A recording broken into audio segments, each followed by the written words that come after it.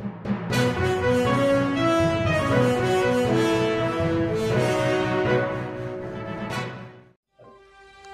Solapur news मध्ये आपल्या सगळ्यांचं स्वागत. चोर के दाढी में तिनका असं एक प्रकारचं तिकडे आपल्याला दिसून येतं. मी तिन्ही आर्मी, नेव्ही आणि एअरफोर्सला सलाम करते. अतिशय इंडिपेंडेंटली त्यांनी काम केलं आणि भारताचा विजय झाला असं का जाहीर केलं नाही?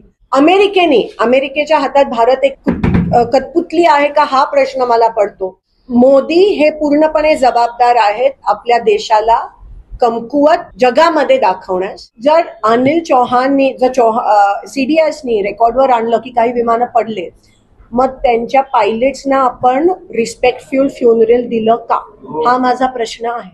उम्मीद पे दुनिया कायम होतीये, बघूया सोलापूर मुंबई सुरू करतायत का नाही. आम्हाला आमच्या शहराचा विकास पाहिजे, आमच्या शहराची प्रगती पाहिजे आणि ती सोलापूर गोवानी होऊ शकणार नाही. तर समजने वालों को इशारा काफी. लेखानंतर ती हल्ली अदानींवर अटॅक केला की बीजेपी उत्तर देते, इलेक्शन कमिशनवर अटॅक केला की बीजेपी उत्तर देते. जणू काही देवेंद्र फडणवीस हे इलेक्शन कमिशनचे स्पोक्सपर्सन, प्रवक्ते असल्यासारखं वागतायत. आणि खरं तर त्यांनी जो लेख लिहिला त्या माध्यमातून तेच उघड पडले. खूप मुद्दे असे आहेत त्यांचे. काल 11 वर्ष झाली मोदी सरकारला, पण अतिशय फेलियर असं सरकार आहे. शेतकऱ्यांच्या योजना असतील, पीक विम्याच्या योजना असतील, पाण्याच्या जलजीवन मिशन असेल, सगळ्या फेल. उद्या दिशा मीटिंग आहेत, त्यांना आम्ही एक्सपोज करूच उद्याच्या मीटिंग नंतर. पण आज जे काही सत्य परिस्थिती लोकसभा आणि विधानसभेच्या मध्ये घडली 2024 मध्ये, त्याबद्दल आणि देवेंद्र फडणवीसचा पूर्ण जो लेख होता त्याबद्दल आम्ही या ठिकाणी बोलत आहोत.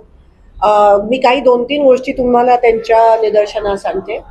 खरं तर chief justice of India, LOP आणि PM या तिघांची कमिटी ही मोदीजींनी स्थापन नाही केली.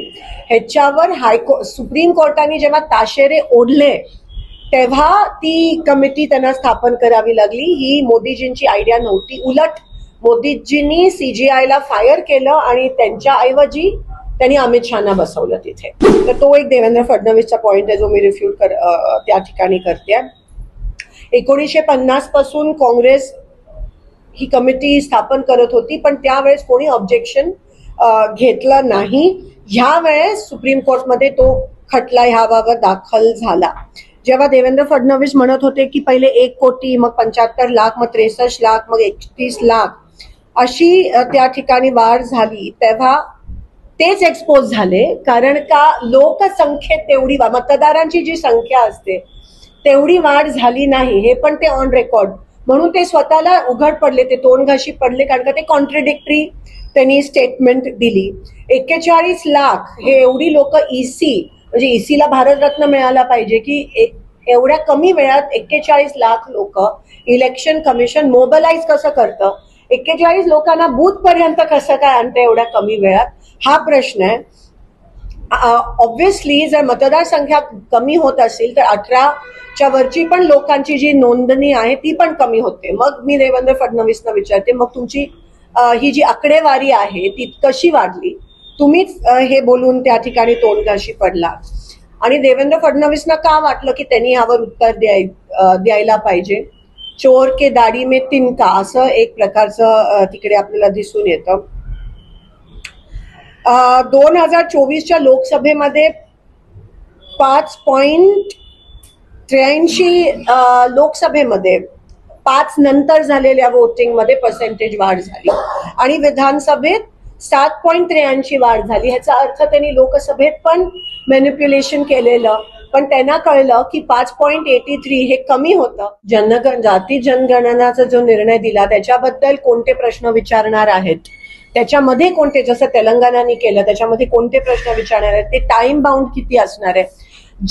जे मंत्रालय जाती गणना जनगणना करते त्यांना पैशाची तरतूद पण निधीची तेवढी केली नाहीये. तर हा पण एक दबावाखाली राहुलजींनी जे सातत्याने प्रिडिक्शन केलेलं त्या दबावाखाली येऊनच ही घोषणा त्या ठिकाणी केली आहे. जोपर्यंत हे होत नाही तोपर्यंत महिला आरक्षण पण देऊ शकणार नाही, तोपर्यंत डिलिमिटेशन पण होऊ शकणार नाही. तर त्याच्याबद्दल पण आम्ही स्पेशल सेशन मागतोय. आम्ही ऑप सिंदूर बद्दल पण स्पेशल, ऑप सिंदूर मी तिन्ही आर्मी, नेव्ही आणि एअरफोर्सला सलाम करते. अतिशय इंडिपेंडेंटली त्यांनी काम केलं आणि भारताचा विजय झाला असं का जाहीर केलं नाही सरकारने, हा प्रश्न माझ्या मनात आहे. सरकार आणि CDS मध्ये जी एका पानावर नाही आहे, ते CDS म्हणतात आमची विमानं पडली आणि का पडली, कशी पडली ते महत्वाचं नाहीये, पण त्याच्यानंतर पण सरकार ते ऍक्सेप्ट करत नाहीये. अमेरिकेच्या हातात भारत एक कठपुतली आहे का, हा प्रश्न मला पडतो. इंदिरा गांधीच्या वेळेस निक्सनना जे खूप कडक होते त्या झुकावं लागलं आणि पाकिस्तानला सरेंडर व्हावं लागलं. पण हे नेमकं उलट झालंय. भारताने काय करावं काय नाही हे ट्रम्प तात्या आम्हाला सांगायला कोण आले, आणि त्याच्यानंतर मोदींनी काही स्टेटमेंट दिली नाही. मोदींमुळे भारत ऑप सिंदूरच्या दरम्यान मोदींमुळे भारत अतिशय कमकुवत ह्या जगात दिसून आलं. एवढं मोदी हे पूर्णपणे जबाबदार आहेत आपल्या देशाला कमकुवत जगामध्ये दाखवण्यास. कारण का जे निर्णय, जे स्टेटमेंट्स यायला पाहिजे होते ते आले नाहीत. आणि अमेरिकेने आपल्याला आदेश किंवा इन्स्ट्रक्शन दिले की आता सीज फायर करा. एकमेव कारण मोदीजी आहेत आणि त्यांनी ह्या देशाला अतिशय कमकुवत दाखवलंय जगाच्या मॅप. ऑप सिंदूर मला कोणतीही स्टेट, आर्मी, नेव्ही, एअरफोर्सनी कमाल केली. आपले अँटी डिफेन्स आपले जे आकाशचे सिस्टम्स असतील किंवा सगळं, आपले पायलट्स असतील, आपले जवान असतील, अतिशय चांगलं काम केलं. पण त्यांना डिमॉरलाइज करण्याचं काम मोदीजींनी केलं. त्यांना डिमॉरलाइज केलं कारण का जो विजय आपण घोषित करायला पाहिजे होता तो विजय त्या ठिकाणी घोषित नाही केला. जो रिस्पेक्ट जे शहीद झाले त्यांना द्यायला पाहिजे होता. मग जर अनिल चौहाननी, CDSनी रेकॉर्डवर आणलं की काही विमानं पडले, मग त्यांच्या पायलट्सना आपण रिस्पेक्टफुल फ्युनरल दिलं का, हा माझा प्रश्न आहे. आणि त्याच्या दुसऱ्या दिवशी पाकिस्ताननी रशिया बरोबर करार साईन केला जो आपला आलाय आहे. टर्कीचा तर विषय आहे, चायनाचं PL-15 जे त्याच्यावर लॉन्च झाले. तुम्हाला हे पण सांगते की आपल्या रफाईल प्लेन जे आपण फ्रान्स कडून घेतले, भारताने फ्रान्सला रफाईलचं सोर्स कोड मागितलं ब्रह्मोस इंटिग्रेट करायला. रफाईलमध्ये ब्रह्मोस मिसाईल ही प्लेनवर चढवावी लागते, जसं पाकिस्ताननी त्यांच्यावर PL-15, चायना मेड PL-15. पण फ्रान्सनी आपल्याला सोर्स कोड दिला नाही रफाईलचा.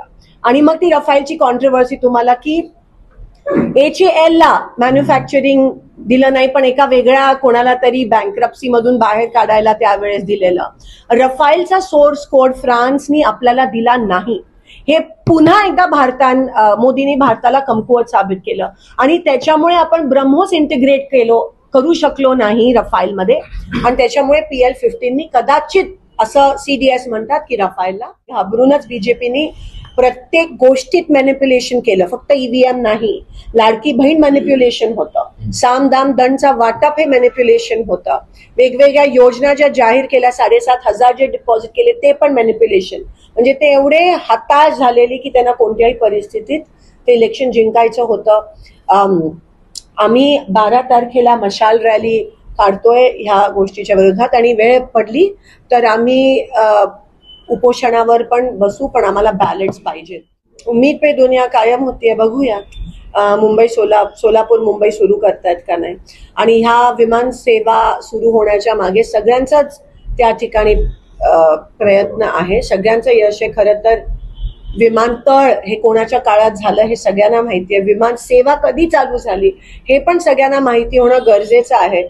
हे तुम्ही लोकांच्या निदर्शनास मला असं वाटतं आणणं गरजेचं आहे. उडानमध्ये आपलं विमानतळ खूप आधी गेलेलं, 10 वर्ष विमानसेवा का नाही सुरू झाली. तुमची सत्ता होती केंद्रात पण आणि महाराष्ट्रात पण, तेव्हा का नाही सुरू झाली. आणि आता तुम्ही आम्हाला असं हे दिल्यासारखं सोलापूर गोवा तुम्ही सुरू करताय.